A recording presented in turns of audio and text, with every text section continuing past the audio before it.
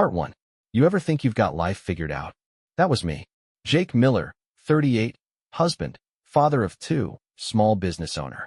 I wasn't rich, but I wasn't scrambling either.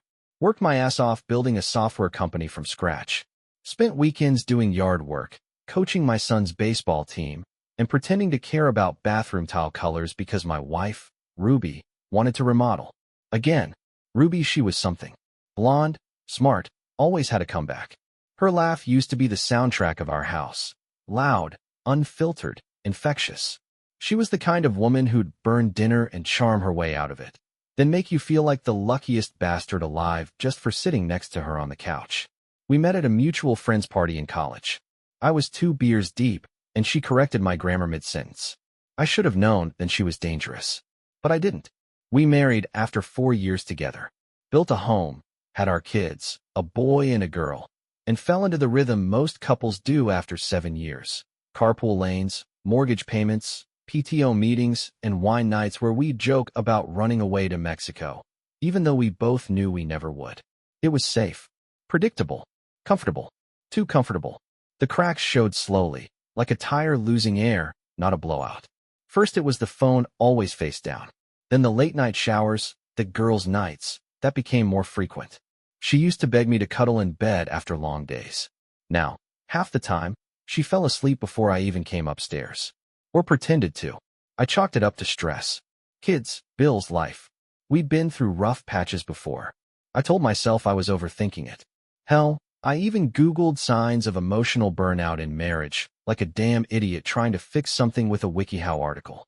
Because I wanted to believe we were just in a rut, that she still saw me the way I saw her. Then came the Tuesday. She told me she was heading out to grab dinner with her friend Lisa, said they needed to catch up. I didn't think twice. Gave her a kiss on the cheek, told her to enjoy herself. She wore perfume that night, the kind she only sprayed for anniversaries or date nights. I noticed it but said nothing. Didn't want to seem jealous. Insecure. Pathetic. 40 minutes after she left, I got a text from an unknown number. You deserve to know. Attached was a photo. Ruby, my wife, sitting in a booth at Marlowe's Diner, holding hands with a man I didn't recognize. He had that smug, overly tanned look, like someone who thought wearing a blazer with jeans made him sophisticated. Her face, she looked lit up, glowing. The kind of glow I hadn't seen directed at me in months. I stared at the photo like it was a riddle I couldn't solve. My mind went blank. Not angry, not even hurt, just empty, like someone hit pause on everything I believed. And still, I didn't blow up, didn't call her, didn't storm to the diner. I just sat there, staring at my phone, listening to the soft whir of the dishwasher and the ticking of the clock on the wall. That damn clock she picked out from Pottery Barn after dragging me through 5 other stores. When she got home 2 hours later, she was glowing. Said Lisa was doing great, that they had a blast. I smiled, told her I was glad she had fun, watched her pour a glass of wine, and scroll through her phone like she hadn't just buried a dagger in my ribs. That night, I lay awake next to her. She fell asleep quickly. I could hear her breathing, slow, steady, innocent. Me? I stared at the ceiling and tried to figure out when exactly my life had become a lie. Over the next week, I tried to dismiss it. Told myself maybe it wasn't what it looked like. Maybe it was a misunderstanding. Maybe the text was a prank. Maybe that guy was just a friend. Maybe Ruby was telling the truth, and I was just an insecure asshole reading into things that weren't there. But then the patterns. She stopped asking me about my day. Stopped touching me unless the kids were watching. Her phone never left her side, not even to shower. One night, I walked in while she was texting, and she locked the screen like a reflex. Still, I said nothing, because part of me still hoped I was wrong. Until I wasn't. It was a Saturday afternoon when I noticed the hotel charge. I handle the bills, not because she can't, but because she says numbers stress her out. The charge was small, just enough to be forgettable. A boutique in about 20 minutes from our house. The name sounded familiar, but I couldn't place it until I remembered. That's where we stayed for our 3rd anniversary. Romantic. Discreet. I stared at the bank statement like it might confess something more if I looked long enough. Then I checked the date. It was a Wednesday. She told me she'd been at a spa with Lisa that day. Claimed they got facials and had lunch. When she came home, she smelled like hotel shampoo. My stomach dropped. That night, I asked her about it. Casually. Hey, what was that spa called again? The one you and Lisa went to. She didn't even blink. Oh, Serenity. What? No reason. Just wondering. Thinking of getting you a gift card. She smiled. That's sweet. Sweet. I nodded and changed the subject. Because now I wasn't wondering anymore. I was certain. But certainty isn't the end. It's the beginning of war. Part 2. There's a strange clarity that comes after the first crack in the glass. At first you try to ignore it, squint past it, pretend it's nothing. But once you really see it, you start noticing every fracture, every line, every weak point, and you realize the whole thing's ready to shatter. That's what my life felt like. After that hotel charge, after Ruby lied to my face with the grace of a seasoned actress, I knew. The evidence was small, but my gut was screaming. Still, I needed more. More than my word against hers. More than suspicions and text messages I wasn't supposed to see. I needed proof. Unshakable, cold, merciless truth. So I started digging. First thing I did was clone her phone. Took me one night. She was asleep, drooling into my pillow like she didn't have another man's scent on her. I'd watched enough tutorials, read enough forums. Got a burner phone, loaded the software, and within an hour I had a digital mirror of her life tucked into my back pocket. Texts, emails, call logs, GPS. What I found made my stomach churn. A man named T. Every message was flirtation masked as casual banter. Still thinking about last night. Your skin, your laugh, your lips. Next Tuesday, same place? Can't wait to taste you again. That one made me clench my jaw so hard I thought I'd crack a molar. And Ruby? She gave it back just as much. I needed that. Been aching since Friday. He has no clue. It's almost exciting. Almost exciting? I built our home. I changed diapers. I rubbed her feet when they were swollen with our daughter. I stayed up when she had the flu, feeding her soup and holding her hair back when she puked. And now? Now I'm just he. No name. No face. Just an obstacle in her erotic novella. So who the hell was T? It didn't take long to figure out. One of the messages had a photo, a mirror selfie from a gym locker room. Tight shirt, smug grin, and an unmistakable tattoo on his forearm. I'd seen it before. At our last neighborhood cookout. Travis. My co-founder. My business partner. My so-called friend. He smiled at my kids while slapping my back and talking about golf weekends. All the while, he was sneaking behind my back, slipping into my wife's bed, probably mine too. It felt like my whole spine turned to ice. But I didn't confront him. Not yet. I spent the next week collecting data. Screenshots. Voice recordings. I placed a tiny mic in Ruby's car, a camera in the hallway near our bedroom. I tracked her movements, cataloged times and places. I created a damn timeline of betrayal like a forensic analyst building a criminal case. Because that's what this was. A crime. Maybe not by law, but by every moral code I lived by. I became silent. Cold. But not distant. I couldn't afford distant. I played my part. Still brought her coffee in the morning. Still kissed her cheek when I left. Still listened to her talk about yoga class and book club. She didn't suspect a thing. Until one night, I slipped. We were in bed, and she was scrolling Instagram, laughing at something meaningless. She nudged me, said, "Why are you so quiet lately?" I didn't look up, just muttered, trying to remember when my wife stopped being mine. She froze. What's that supposed to mean? I turned to her, dead calm, just thinking out loud. She squinted at me like she was reading a foreign language. "You're acting weird," she said. "I'm not the one who changed." The silence after that was heavy, but she didn't ask again. Just rolled over, fake yawned, and turned off the lamp. She was slipping, and she knew it. Her messages to Travis became more paranoid. "I think he's onto me. He's been weird lately." Not angry. Just watching. Damn right I was watching. The next confrontation came on a Sunday morning. Ruby was in the shower. Her phone lit up on the counter with a message from T. I opened it without hesitation. Another selfie. Another filth-laced comment. I left it open, propped her phone against the bathroom mirror, and waited in the kitchen with a cup of coffee. She walked in 15 minutes later, hair in a towel, humming. Then she saw the phone.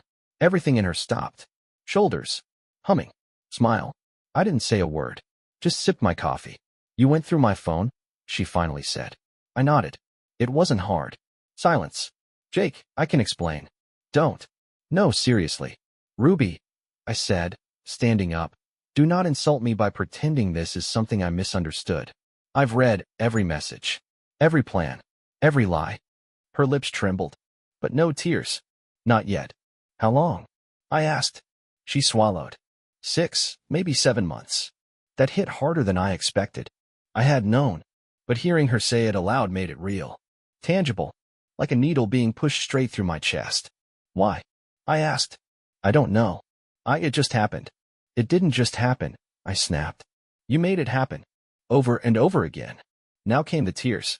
The dramatic kind. The ones women think will reset the game, like a cheat code for sympathy. I'm sorry, Jake. I didn't mean to hurt you. I laughed. Actually laughed. You didn't mean to hurt me? Ruby, ked my business partner in hotel rooms while I was putting our daughter to sleep. Don't give me that Lifetime movie apology. She looked small. For once, really small. I still love you, she whispered. You love what I provide.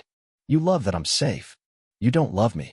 Her mouth opened to protest, but I was already walking away. The thing is, I didn't yell. I didn't break anything. I didn't collapse. I just felt this slow, boiling steel inside me.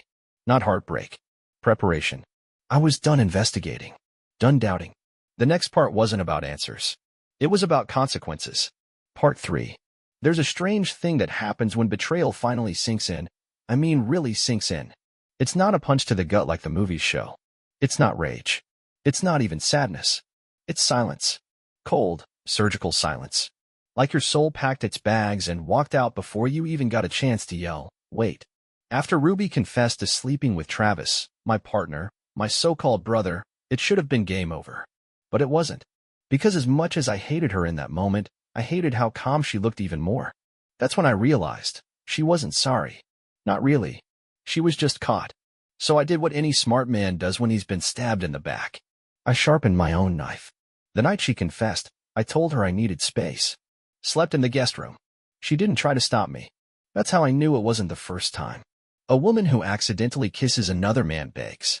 A woman who's been king him for 7 months? She's already rehearsed your exit. Over the next few days, I shifted gears from stunned to surgical. I needed more than just her words. I needed everything. Because I wasn't just thinking about a breakup. I was thinking war, financial, emotional, reputational. The clone of her phone had already given me most of the details, timestamps, locations, photos, videos. But now I needed to close the loop. I went into our office 2 hours early and pulled Travis's laptop from his desk. We built our system with remote backup and syncing. Which meant, if you knew what you were doing, and I damn sure did, you could access just about anything. Messages, call logs, search history, file transfers, even audio clips from Zoom calls. He'd been sloppy, arrogant, like he thought he was too clever to get caught. The first thing I found? A hidden folder named Z3.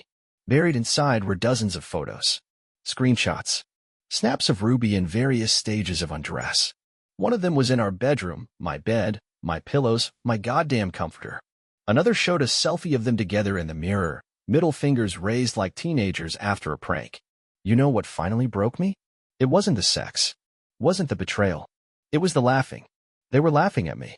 The man who built their lifestyles, paid their bills, protected their secrets, played husband and friend. I had become a joke between two people I once would have died for. That was it. That was the moment the last ember of mercy in me went cold. I copied everything. Backed it up to a private server, encrypted, timestamped, and organized in folders labeled by date and location. One folder for Ruby. One for Travis. One titled Endgame. Then I called my lawyer. Not just any lawyer, the guy. Divorce sniper. A bloodhound in a suit. The kind who didn't ask if you wanted to be fair. Only if you wanted to win. Jake, he said, how bad is it? Worse than you can imagine, I replied. But I've got receipts. Good, he said. We'll gut them both. Quietly. Legally. Brutally. The plan was simple. Lock down assets, move shares, update estate plans, freeze joint accounts, and separate liabilities. My attorney worked fast. By the end of that week, Ruby had no access to our main accounts. She wouldn't notice right away. She had her own debit card, and I kept the limits just high enough to keep her blind. But financially, she was already out. Next step, the confrontation. I wanted it to be public. Not because I needed an audience, but because I wanted witnesses. No room for, I didn't say that, or he misunderstood. I planned it like a business meeting. Scheduled a dinner reservation for the three of us, Ruby, Travis, and me, under the guise of discussing a new partnership proposal. She hesitated at first when I brought it up. I don't know, Jake. Things are weird. I know, I said. That's why we need to clear the air. Get everything out. Start fresh. She smiled like an idiot. Thought she was about to play me again. Travis didn't even blink. Arrogant prick probably thought I was about to apologize for making things awkward. We met at an upscale Italian place. Quiet. Discreet. The kind of spot where breakups cost as much as anniversaries. We ordered drinks. I let them talk. Let them smile. Let Ruby touch his wrist when she laughed, like I wasn't sitting right there. Then I pulled out the folder. The one labeled confirmation. Dropped it on the table, slid it toward them. Travis frowned. Ruby glanced at me, confused. What's this? He asked. Evidence. He opened it. Photos. Messages. Screenshots. One of them mid-thrust, her face frozen in ecstasy, him grinning like a goddamn wolf. Ruby's face drained of color. Travis just sat there, mouth slightly open. I know everything, I said. Calm. Flat. Like I was reciting a grocery list. I know when it started. I know where it happened. I know what you said. I know what you did. I even know what music you had playing the first time you F***ed her. John Mayer. That's low, even for you. Neither of them spoke. I've already frozen our accounts. You're off the business, Travis. My attorney will contact you tomorrow. And Ruby. I turned to her slowly. I filed. You'll be served next week. No alimony. No split of assets. I have the evidence to make sure you walk away with nothing but your toothbrush. She opened her mouth to argue. I stopped her with a look. This meeting is over, I said. Checks on me. Consider it your last supper. Then I stood up and walked out. Didn't look back. Didn't need to. The war had already started. And I was winning. Part 4. The thing about betrayal? It doesn't just shatter your heart, it clarifies your vision. After that dinner, after dropping the nuclear file on Ruby and Travis, I didn't feel broken anymore. I felt precise. Like every breath, every move, every decision had a purpose. And that purpose was destruction. I wasn't out for drama. I wasn't going to scream on social media or start swinging fists. I was going to bleed them out slowly, in courtrooms, boardrooms, and behind closed doors where power actually shifts. First order of business, Travis. I'd already contacted our board prior to the dinner. Quiet calls. Direct language. We have a serious breach of trust, I said. Personal and professional lines crossed. There's proof. They didn't need the details, just the threat of scandal in an industry built on confidentiality was enough. Within 48 hours, they held a closed-door vote. Travis was suspended, pending investigation. His access to all accounts was revoked. I made sure he found out through a locked company door and a disconnected keycard. He tried to reach me, calls, texts, even sent a mutual friend to smooth things over. I didn't respond. Silence was my message. And silence, it turns out, speaks louder than any threat. Then came the real fun. Ruby. The divorce filing hit her like a brick. My lawyer was surgical. We invoked infidelity, backed by overwhelming evidence. Adultery wasn't just moral ammunition, it was legal leverage. No spousal support. No share of the business. Custody arrangement locked down. The house? In my name before marriage. The cars? All financed through the company. The credit cards? She had one, and I canceled it the moment she was served. She didn't cry this time. She came to the house, unannounced, of course, shouting from the driveway like a banshee. You think you can cut me out of everything? After everything I've done for this family? I didn't even go outside. Just opened the window and said, you did something, all right. That's why you're out. I watched her drive off, tires screeching like she was in some soap opera. I didn't feel triumphant. I felt nothing. Just a quiet click in my chest, another lock snapping shut behind me. But the legal part? That was just the groundwork. Now came the public exposure. I never planned on making a scene. But people talk. Especially in tight-knit circles where names carry weight, where husbands golf together and wives run charity boards and everyone pretends like infidelity is something that only happens on TV. So I gave the story legs. It started with the accidental leak. I sent an email to a handful of mutual acquaintances, couples we vacationed with, neighbors, Ruby's closest friends. Subject line, in case you hear it from someone else. Inside was a short message. I filed for divorce. Ruby was having an affair with my business partner, Travis. I've attached the relevant files so there's no confusion. No need to speculate. I'm moving forward, and I'm doing fine. Attachments, A PDF with a few key screenshots, messages, photos, and one of them kissing outside that boutique hotel. I didn't editorialize. I didn't rant. I just delivered the facts. That silence you get after pulling the pin on a grenade? That's what followed. The fallout was glorious. Ruby's social circle fractured instantly. Half of them blocked her. The other half texted me apologies. We had no idea. If I'd known, she seemed so happy with you. Travis's reputation tanked just as fast. His wife, yeah, he had one too, left him and filed the same week. Their 3-year-old daughter? Caught in the middle of his selfish spiral. I didn't take joy in that. But I didn't pity him either. You lie down in the mess you make. Business-wise? I absorbed Travis's shares after a majority vote by the board, citing breach of fiduciary trust and moral clause violations. Our bylaws were ironclad. My lawyer wrote them 5 years ago, anticipating scenarios like embezzlement or adultery. Guess which one showed up first? With Travis gone, the company bounced back quickly. Clients respected how swiftly and quietly I handled things. Investors appreciated the transparency. I replaced Travis with a younger partner, sharp, loyal, hungry. I gave him a clean slate and a 6-month probation. He's earned his seat every day since. And Ruby? She moved in with her sister. Told the kids it was just temporary. Our daughter didn't believe her. Daddy, is Mommy in trouble? No, sweetheart, I said. She just made some really bad choices.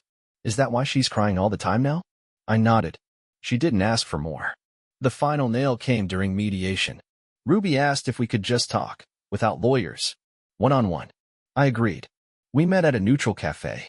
She wore a gray coat and no makeup.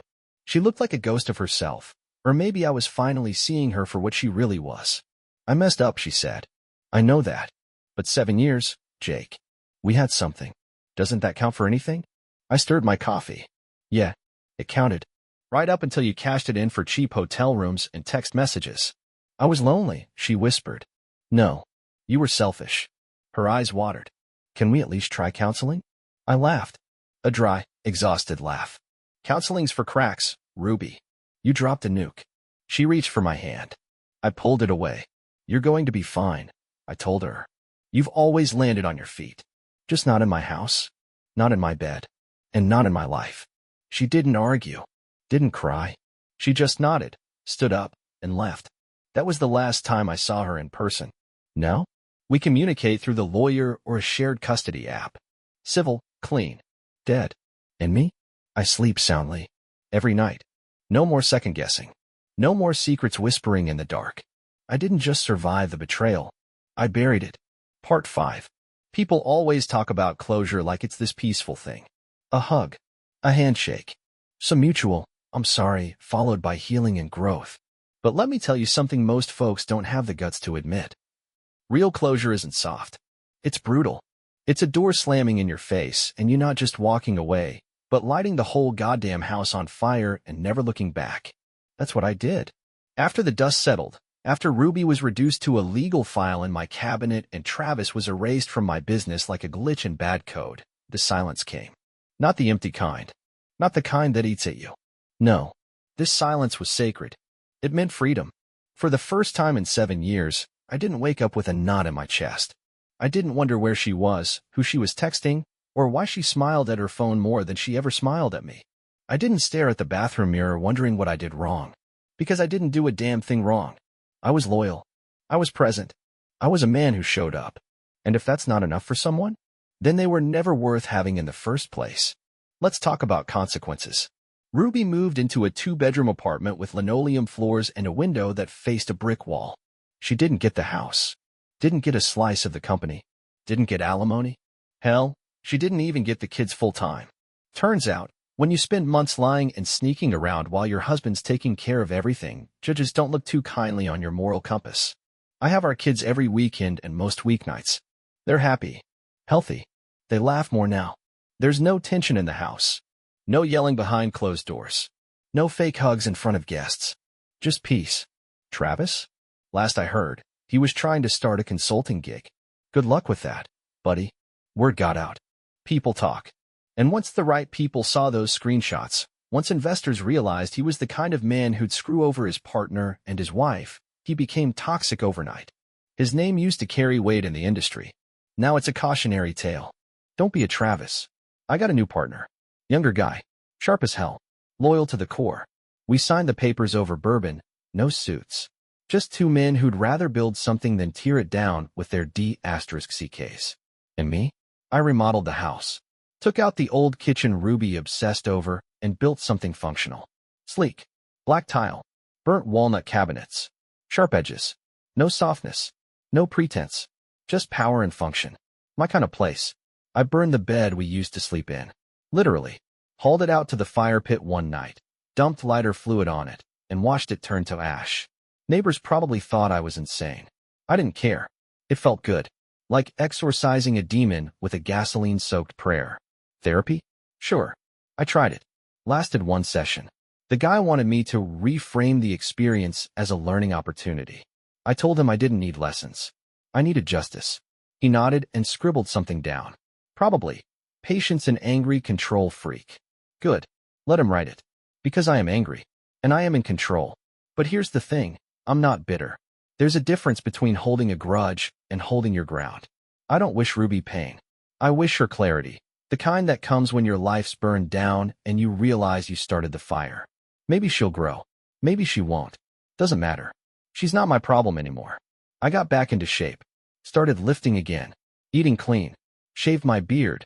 Then grew a better one. Upgraded my wardrobe. Switched from hoodies to fitted shirts.